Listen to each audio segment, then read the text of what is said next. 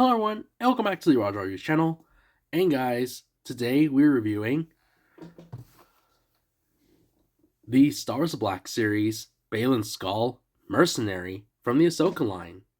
Taking a look at the front of the box, of course you get the figure and the accessories shown right here. You get the Star Wars Black series logo, his name right here on the side, the number which he falls into the line, and the name of the lineup he's from. And on the side of the box, you get a really nice artwork of the side mural. Unfortunately, I don't have the continuing figures, but if you do, you can create an extended mural. And then taking a look at the back of the box, you get a bigger portrait, a description, the number which falls into the line, and some other warnings. Here's the side of the box, bottom, and top. So let's go ahead and open them up and see what's inside.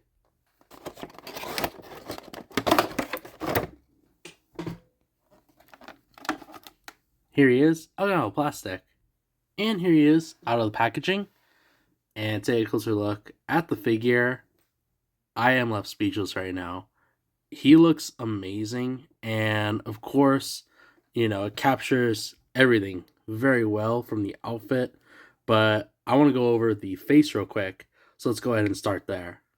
Take a look at the head sculpt here. Of course, it resembles the late Ray Stevenson very well. And wow, it captures his likeness, especially in the photoreal tech with the eyebrows, the eyes, and then the overall look. He already comes equipped with this cloak. Of course, is seen at the very last part of the Ahsoka series, as far as like season 1, but looks really nice. This is probably one of the most accurate cloaks that we've gotten.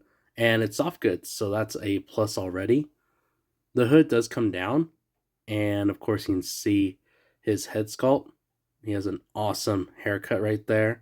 I like the shading in the hair, but yeah, looks really good. And then of course you can remove the cloak. Comes off right there.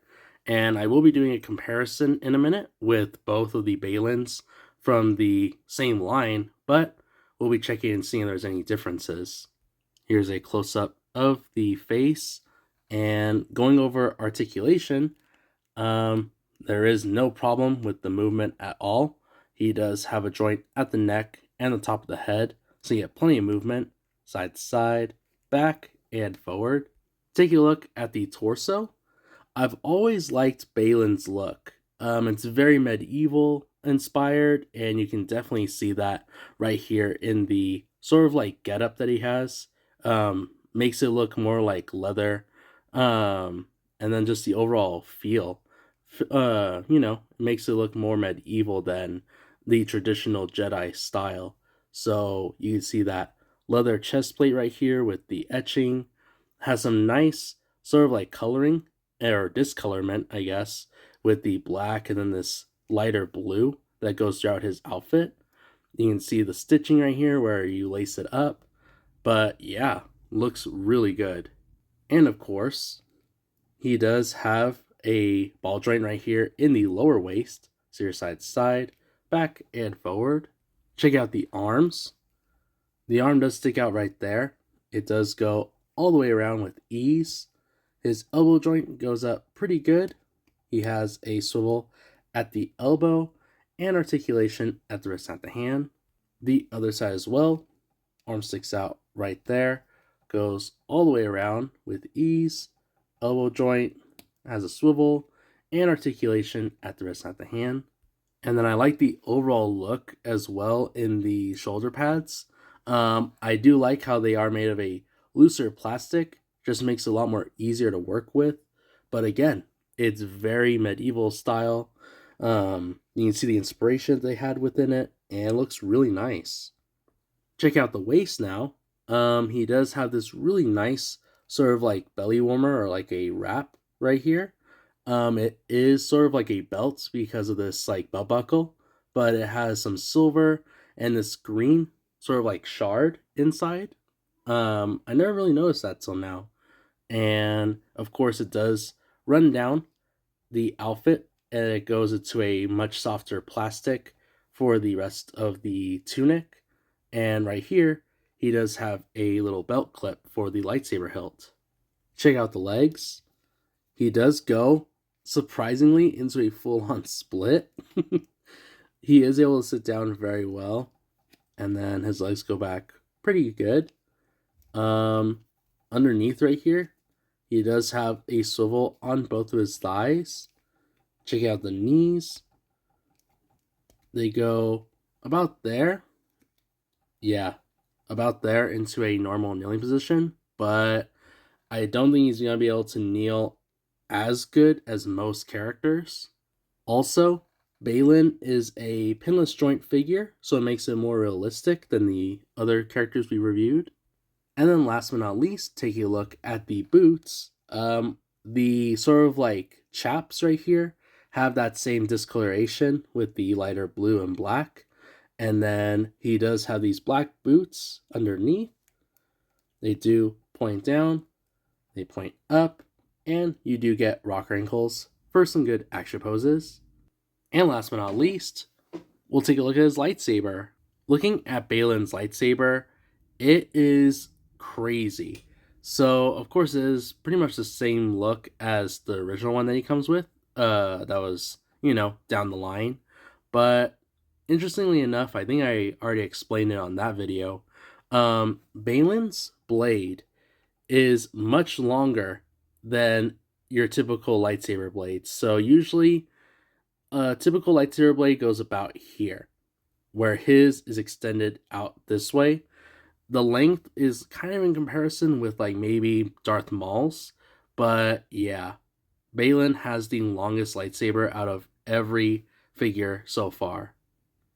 I like the color in the hilt. Again, looks very nice with this silver and black sort of like tone, and then the blade itself is more of a deep orange than a red. And yeah, that lightsaber definitely adds so much character to Baylan.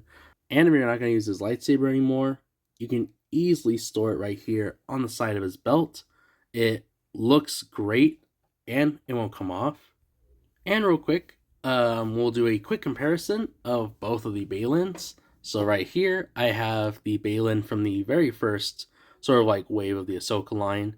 And we also have Baylan Mercenary right beside him.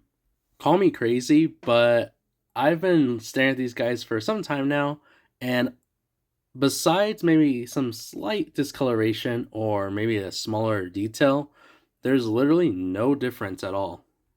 I guess like in the lighting, or maybe it's just me, but the lightsabers are a slight different color of like a deep orange. So even if I were like swap it around, you can still tell the difference between them. The face sculpt looks good on both figures either way. And then the printing on the armor is not different at all. It has the same resemblance in both styles. But yeah, that's pretty much it. Not really a big difference. I was expecting there to be some sort of like facial expression change or something, but nope, same character. And now, as an overview of the figure, he is amazing.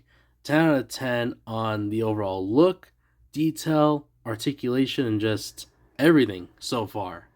There's literally no change in the figure other than, the included cloak, but, you can choose either way.